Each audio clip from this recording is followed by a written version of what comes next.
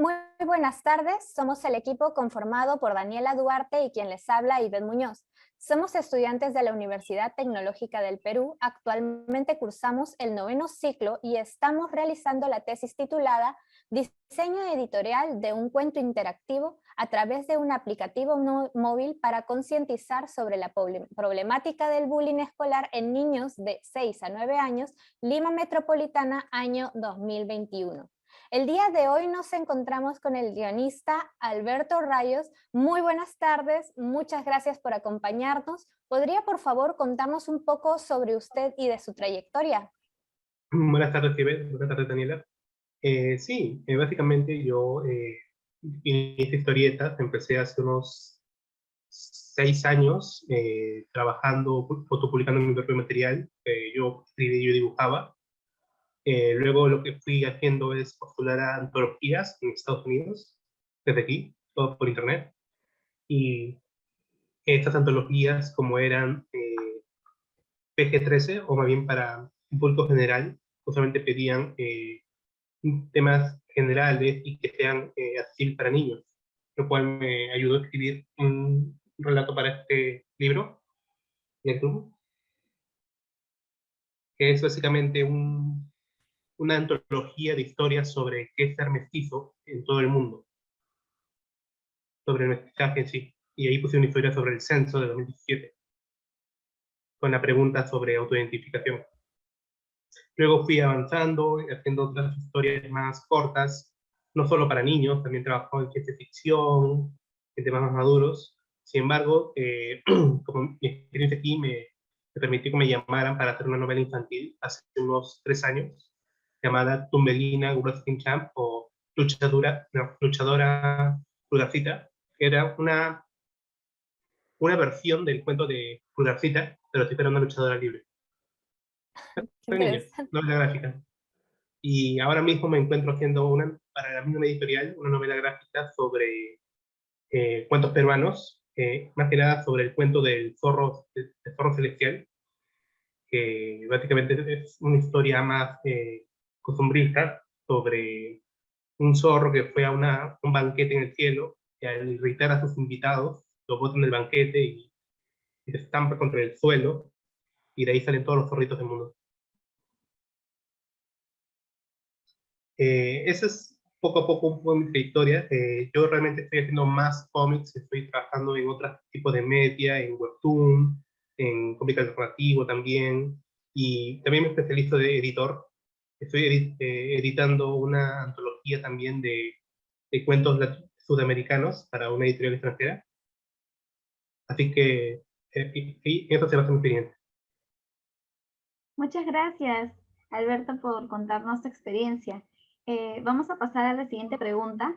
¿Cuál es el proceso creativo que sigues al momento de redactar una historia? ¿Puedes contarnos un poco sobre eso? Depende bastante de si es un proyecto propio que yo quiero empezar y yo mismo voy a publicar, o si es el proyecto de una editorial que me llama y me comisiona para esta historia. Por ejemplo, para las novelas gráficas que le dije de Pulgarcita,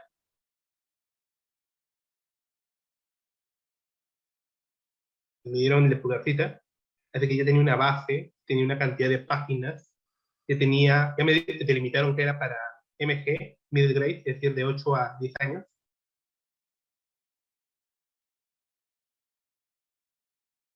Ya sabes hasta dónde ir y no pasarte, sabes cuáles son los objetivos de la historia, sabes, tienes deadlines, así que es mucho más simple.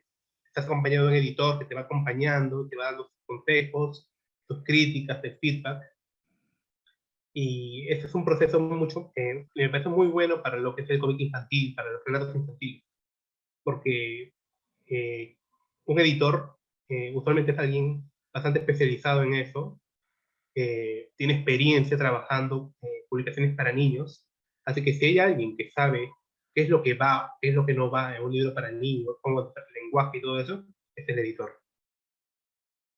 El otro tipo de proyectos en los que estoy son proyectos que yo mismo hago, que yo mismo me planteo, yo mismo a veces lo fundo, básicamente. Eso ya depende, son mis propios horarios, el horario de los artistas con los que trabaje.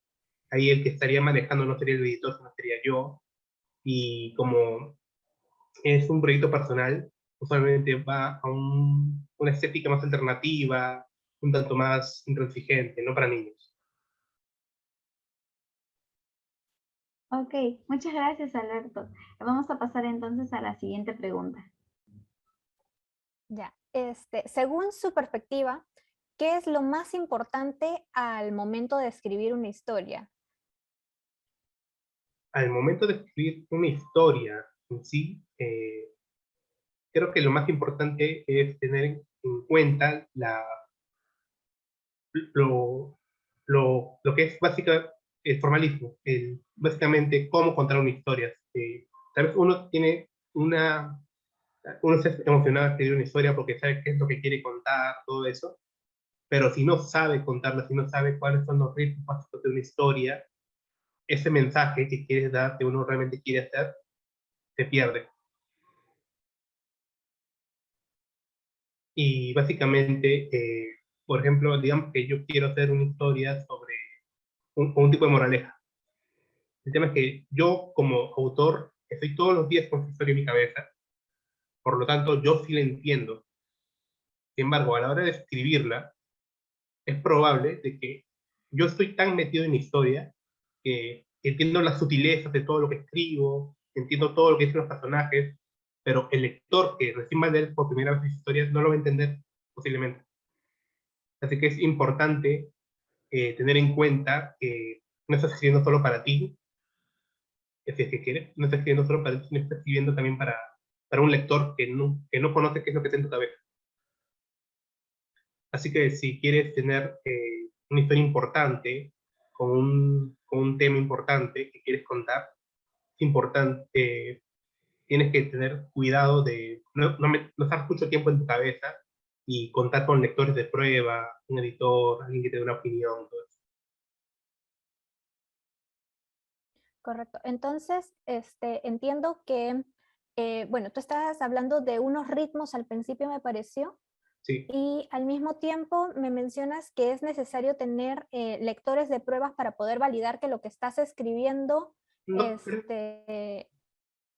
no, disculpa, termino. no, para que justamente los lectores te validen que lo que estás escribiendo sea entendible, ¿no? No sé si podrías darnos por ahí algunos tips para, en nuestro caso, a la hora de escribir, qué proceso deberíamos tener en este caso para que no sea solamente lo que nosotros tenemos en la cabeza, sino que sea algo entendible, ¿no? Yo creo que es importante, o sea, bueno, un consejo bien básico, pero es hacer un esquema. Hay mucha gente que escribe todo lo que se de la cabeza, pero creo que es mejor, y me acuerdo que yo también trabajo mucho mejor cuando yo primero escribo el esquema de lo que de la historia, por ritmos me refiero a cuáles son los golpes de la historia. Tal persona está en situación tal. ¿Qué es lo que pasa que cambia esa situación? ¿Cuál es su deseo a partir de esa situación? ¿Qué es lo que quiere hacer? ¿Cambiar de donde está o volver a donde estaba?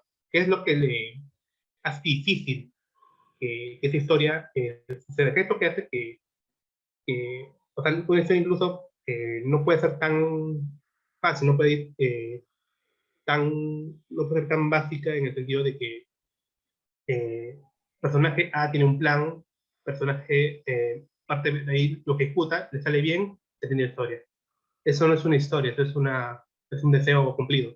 Si hablamos de una historia, tiene que hacer un plan, el plan tiene que salir mal, y ahí tiene que ver cómo se resuelven todo. Algo así.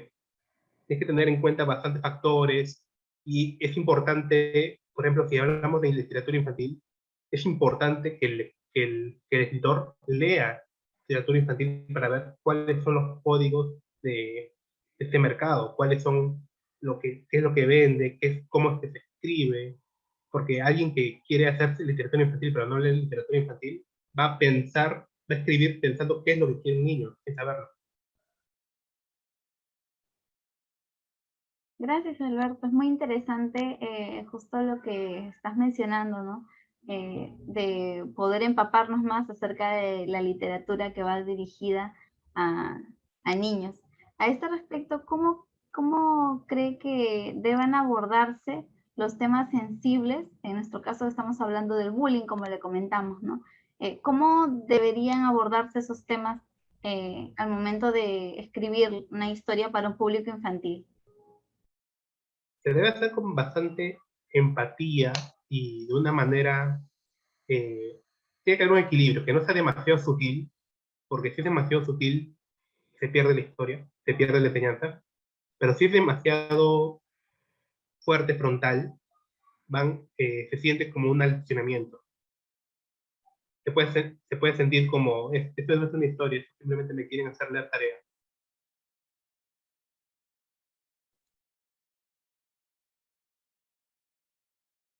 También puede sentir una desconexión con lo que está leyendo. Es decir, esta persona que está escribiendo esto no me entiende. No entiende cómo funciona el bullying.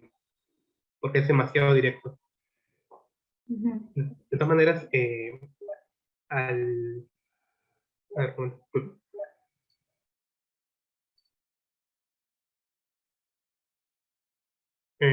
al escribir una historia, si es para niños, tienes que tener en cuenta que hay cosas que no puedes mostrar, o puede ser muy visceral, obviamente. Eso no significa que no seas realista. Hay cosas horribles que pasan en muchos pueblos para niños. Hay mucha literatura infantil que tiene casos de muerte, casos de violencia. Hablamos de sagas como Harry Potter, Percy Jackson, incluso. Porque esos son más de 12 años para arriba, pero igual. Lo que quiero decir es que debe haber un equilibrio en el cual haga que tu mensaje llegue, pero que no sea rechazado cuando llegue. Pero para eso tiene que llegar. Así que no puede ser ni muy sutil y no puede ser tan aleccionador en plan como hacían en los 80s, donde se reunían todos los personajes a decirte que es una historia muy especial. Eso termina alejando al lector porque te rompe la ilusión de la ficción. Cuando te da un mensaje tan frontal, a veces puede ser un poco repelente. Muchas gracias por tu respuesta. Vamos a pasar a la siguiente pregunta.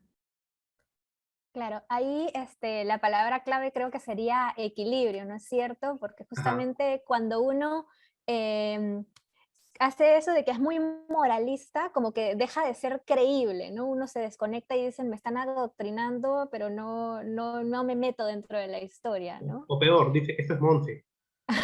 Peor, eso es mucho peor. Mira, tu historia puede ser buena, tu historia puede ser mala, pero no puede ser aburrida. Correcto. Es Y aburrida el que es peor. ¿Y cuál sería el lenguaje que debería utilizarse en el caso de cuentos infantiles o de historias que van a para un público menor? Porque, o sea, es muy diferente, ¿no? Por grupos etarios a la hora que quieres comunicar algo. Tú has tenido bastante experiencia con distintos, bueno, con distintas redacciones. ¿Cómo manejaste ese aspecto? Ok, principalmente tenemos que definir bien, y eso depende del editor o de quién maneja el proyecto, cuál va a ser la demografía a la cual va a estar dirigida. Yo he escrito para middle grade, que es básicamente de 8 a 10 años en Estados Unidos, un poco más, un poco menos, que se acerca a las tareas que ustedes mencionaron, de 6 a 9 años, para el proyecto que están haciendo. Creo que lo importante es el tamaño de los párrafos. Los niños saben leer. Usualmente las palabras grandes no los espantan tanto como uno cree, creo yo, sino la densidad del texto. Si yo hablo en términos de novela gráfica, en novela gráfica tenemos globos de texto que están acompañando los dibujos. Cuando esos globos son muy grandes, el lector no los lee a veces, simplemente pasa. Pero cuando son globos de texto pequeños que intercambian dos voces, que se plazca una conversación, hay un diálogo más animado, más divertido de leer, eso es más aceptado por los niños. La narración también es buena, en el sentido de la novela gráfica, con tal que no sea todo un pedazo grande de párrafo ahí para entender, acompañado de una sola imagen. Ahora, yo sé que esto es contradictorio en lo que sería lo que es la prosa, porque la prosa es puro texto, pero también hay maneras de escribir prosa para niños, especialmente en cuentos ilustrados. En cuentos ilustrados usualmente no pasan de oraciones de 20, no, de 15 a 20 palabras. Los párrafos no son largos, sino son como diferentes, diferentes líneas. No hay párrafos, por así decirlo. Es importante, bastante importante tener en cuenta la cadencia, el ritmo con el cual estás contando algo, y si está acompañando por imágenes, que no sea redundante, porque no vas a poner una imagen con una persona saliendo de la puerta y poner la palabra, esta persona está saliendo de la puerta, no, porque es redundante. Eso creo que sería yo, la densidad de lo que estás poniendo, la densidad de cuánto texto, cómo lo vas a posicionar, y si tienes que poner un montón de texto porque quieres contar algo importante, lo mejor es alargarte, es alargar esto, alargar esa escena para que se lea con la tranquilidad y la importancia que uno quiere. Antes de pasar a la siguiente pregunta, me gustaría, justamente ustedes están mencionando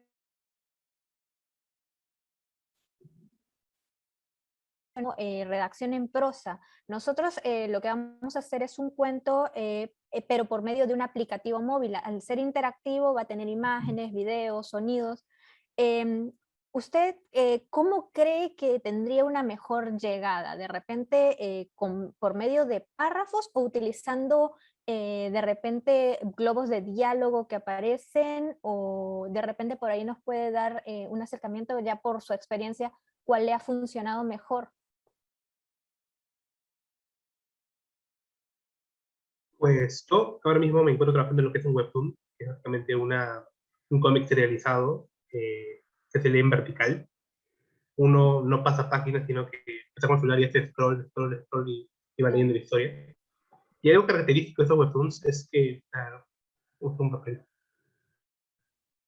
Cuando tú estás viendo la pantalla, digamos, no hay más de un globo de texto a la vez en la pantalla. Mm. Es decir, no hay dos.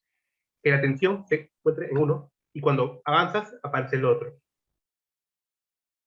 Así haces de que el lector se concentre en que está ahí y es posible que te ocupe más espacio, sea un poquito más trabajoso, pero si vas a contar una historia en prosa y si la vas a combinar con otros elementos transmedia como imágenes, sonidos, yo recomiendo bastante lo que es leer los webtoons, porque los webtoons son eso, y de hecho muchos tienen música incluso, y eso. Otra regla es que los paneles tienen que estar del tamaño de la pantalla, por lo menos, que no sea, que deben caber ahí, que se vean.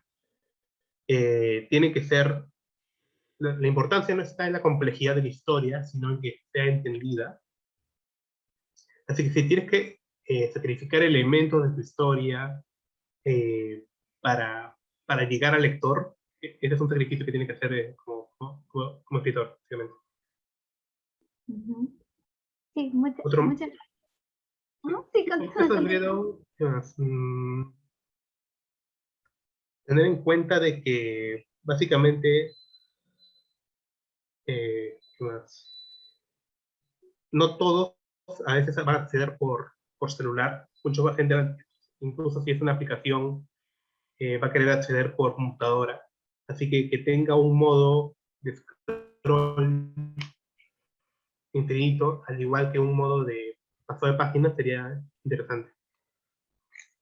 Mm, claro, claro. Muchas gracias por su respuesta. Creo que sí hemos podido captar la importancia del equilibrio, ¿no? Que debe haber, incluso de la importancia de los gráficos dentro de un cuento infantil, ¿no? Eso es muy importante porque los niños, cuanto son más pequeños, entienden mucho mejor por imágenes, ¿no? Y los textos también deben ser precisos, ¿no? Como mencionaste, me quedo con eso que mencionó justo de que no debe ser redundante, ¿no? Entonces es un buen alcance. Ahora hablando de la otra parte que es los personajes y el entorno, ¿qué consejo nos podría dar acerca de cómo diseñar estos aspectos, tanto el personaje como el entorno en el que se encuentra en cierto escenario, ¿no? Porque en una historia los escenarios van cambiando. ¿Qué deberíamos tener en cuenta? Si hablamos de diseño de personajes, de diseño visual, tiene que ser tiene una silueta distintiva, pero diferente de los personajes. Vamos a poner a dos personajes que son eh, altos, delgados, y con hombros anchos, porque el lector, es un niño, puede al final no distinguirlos. Puede darse cuenta, ¿eran dos personajes? Me he confundido, no he entendido esta obra. Y eso es bastante lo visual. Si tienes a un personaje que es un triángulo y que otro personaje que es un círculo, se va a diferenciar mucho más, prácticamente. En ese sentido, tú puedes jugar bastante con diferentes. Puede hacer que uno sea grande, otro sea pequeño, uno sea de colores estridentes, otro sea de colores grises. Puede ser que uno hable bastante y otro hable con solo palabras, con monosílabos, y hable muy poco. Es decir, una caracterización fuerte acompaña también ese diseño distintivo que hace que los personajes se distingan y el lector no se confunda. ¿Qué más? A la hora, luego de lo que es la inscripción del personaje, de cómo lo estás creando, uno usualmente cree que debe tener un personaje con el cual el lector se puede identificar. Yo creo que esto no es siempre, no es una regla que deba seguir siempre, porque a veces el lector no busca un personaje con el cual se puede identificar, a veces busca leer la historia de alguien más. Y al hacer un personaje que sea como que un poco más plano para que el lector se pueda poner encima de ese personaje, estás sacrificando un poco la historia. Y te convendría mejor trabajar con un personaje más vibrante, con una personalidad más marcada, que el lector, que pueda asombrar al lector más que hacer que se identifique con él. Ujú. Claro.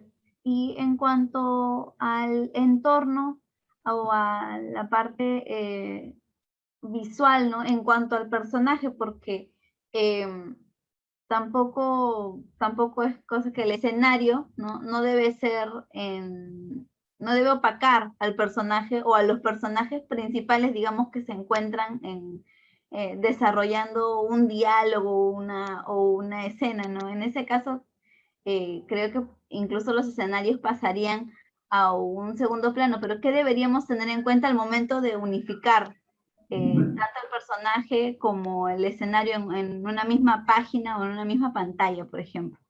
Es cierto que el escenario, si hablamos de cuentos para niños, los escenarios siempre deben tomar el segundo plano porque eh, usualmente estamos contando una historia básica, no básica, sino una historia lineal. Y si es una historia lineal, estamos siguiendo el punto de vista de un personaje. No estamos haciendo algo más experimental, en el cual son varias historias sucediendo en un mismo lugar. Así que lo que uno está viendo ahí es la exploración del mundo, el world building. Eso es lo que no estamos haciendo esto ahí con literatura infantil, porque es más complicado. Se podría hacer, pero dependería de un proyecto grande. Uno tiene que poner siempre en primer lugar lo que es la linealidad de la historia, y la linealidad acompaña a los personajes, no siempre al escenario, al mundo. Ese mundo que tienes que hacer puede ser mágico, puede ser fantasioso, puede ser ficción, puede ser histórico, pero tiene que tener sentido. Tiene que estar conciso. Si muestras una regla, tienes que respetarla. Si tú dices, en este mundo de fantasía los animales hablan, va a ser raro que ahí pongas un animal que no pueda hablar, ¿no? Ujú. Y Claro. básicamente, no importa cuáles sean las reglas que pongas en un comienzo, pueden ser tontísimas, pueden ser rarísimas, con tal que las respetes y tu historia va a tener cohesión. Y claro, Ujú. al final lo que el lector va a seguir va a ser los personajes, así que este escenario tiene que servir para los personajes, más que los personajes para el escenario. Ujú. Claro. Muchas gracias por su respuesta. Vamos a pasar entonces a la siguiente pregunta. ¿Cómo se diseñaría un villano cuando se trata de temas sensibles, como en nuestro caso que vendría a ser el bullying? Y como habíamos mencionado antes de la entrevista, el villano también se ve afectado por esta situación, ¿no? De una forma que se lastima al mismo tiempo que lastima a la persona que es el abusado. Yo, Em,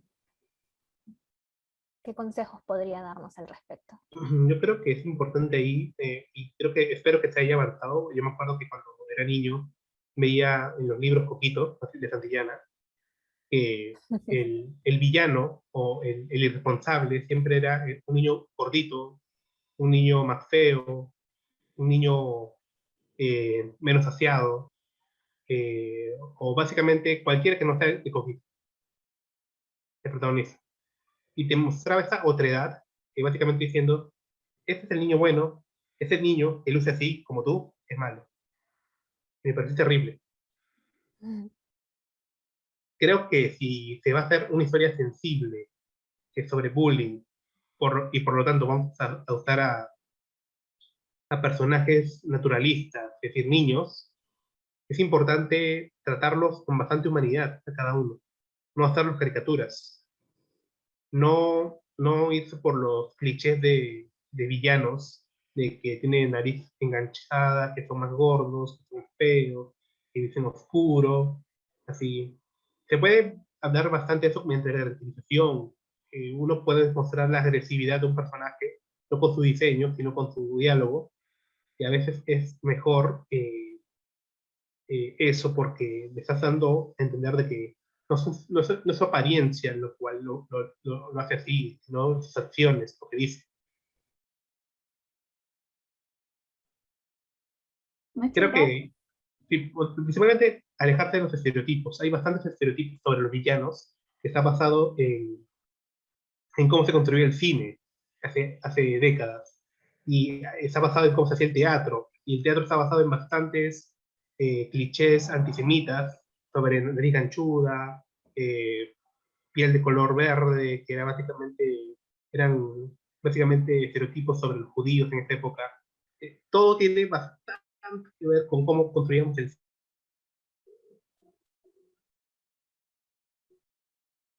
de Aladino. Es básicamente una caricatura, una horrible caricatura musulmana. Mientras que el héroe, que también es obviamente una persona del Medio Oriente, se lo ponen con facciones limpias, nariz refingada, pero Jafar tiene la barbita, tiene la nariz, como que, no, eso me parece mal, por ejemplo.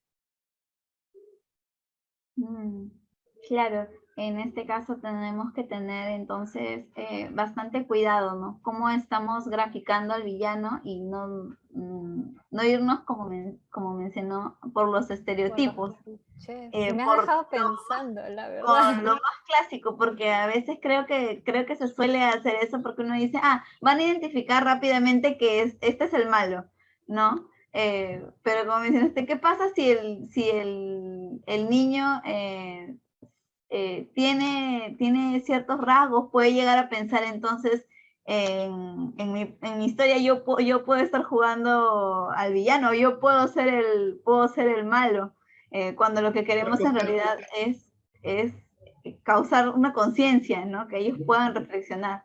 Claro, Lo además más que importante ahí que pasa es que es lo primero que le hacen al villano siempre con piel más oscura, Ujú, claro, y usualmente. ahí hay un Y eso problema, ¿no? afecta Con porque el hay todo un tema de colorismo. autoestima, con todo, ¿no? ujú.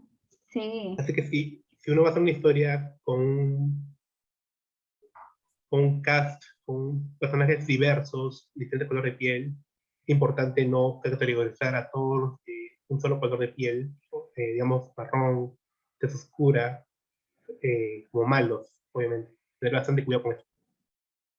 Ujú. Está bien, muchas gracias por la respuesta. Vamos a pasar a la siguiente pregunta.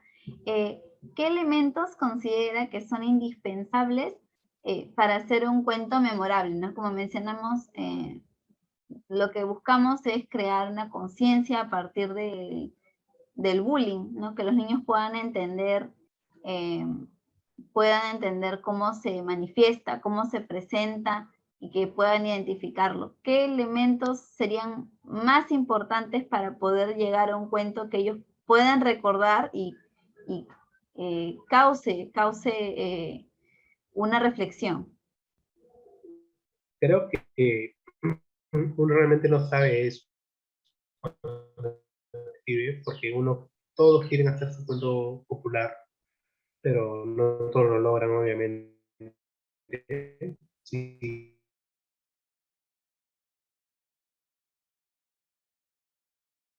Eso no me refiero a que sea un cuento básico, sino que sea un cuento que si cambias unas cosas, si cambias características, sigue siendo el mismo cuento. ¿Me entiendes? Es decir, mucha gente... Hablemos de un cuento famoso, que es Paco Yunque. Paco Yunque conoce los personajes, a Humberto Grieve, conoce qué es lo que pasó en el cuento, porque es un cuento famoso de peruano. Si cambias algunos elementos, sigues teniendo la historia de Paco Yunque. Obviamente si cambias demasiado ya pierdes, pero tienes una historia ahí que es de bullying y que termina mal, por así decirlo, porque no hay o sea, al final Paco Yunque no es recompensado, básicamente es como que un cuento triste, pero es impactante y ha sobrevivido todos estos años. Del mismo modo tenemos los cuentos de Christian Andersen, que son básicamente todo lo que la concepción actual que tenemos de los cuentos, están basadas en los personajes y en ciertos factores de la historia, pero si tú lees los cuentos son totalmente diferentes. Así que si hablamos de qué factores pueden ser indispensables para que sea memorable, sería un personaje fuerte, un personaje con un nombre que sea recordable, Paco Yunque, Blancanieves, ¿entienden, no? Y una, una cosa de la historia que cuando el lector lo vea después y lo asocia al personaje también se de ese cuento. Paco Yunque y Bullitt, yo sé que están hablando del cuento. Blancanieves y la manzana, yo sé que están hablando de Blancanieves. Ese tipo de cosas. ¿Y qué tanto se puede quedar ese cuento en la cabeza de alguien por los elementos más mínimos que tenga de historia? Que sería el personaje y un factor clave de la historia.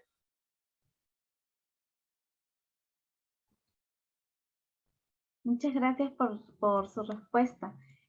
Vamos a pasar entonces a la última pregunta. ¿Ide? ¿Cuáles son los desafíos que tiene actualmente un redactor o guionista al momento de escribir una historia, sobre todo en nuestro país, ¿no? En Perú, según su opinión? Es bastante general esta pregunta, pero si hablamos de desafíos actuales, sería llegar a una plataforma. Cuando una plataforma, si tenemos una plataforma para poder llegar a hacer nuestra historia, un relato, así, eh, tiene como que su doble filo.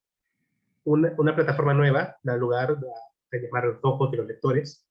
Sin embargo, si esta tiene un costo de entrada bajo, es decir, gratuita, va a tener a todos los guionistas, todos los escritores ahí, así que va a haber una saturación, que tu historia quizás sea un poco más difícil de ser notada. Si hablamos de ahora, a la hora de escribirlos, pues creo que como han avanzado los géneros literarios, hacer una historia ya vista ya es más posible que antes, obviamente. Es que creo que el principal reto que tiene un lector es mantenerse, un escritor, es mantenerse actualizado en el género en el que quiere escribir, para no terminar siendo algo redundante o algo que uno cree que es revolucionario, pero realmente ya se hizo hace 15, 20 años.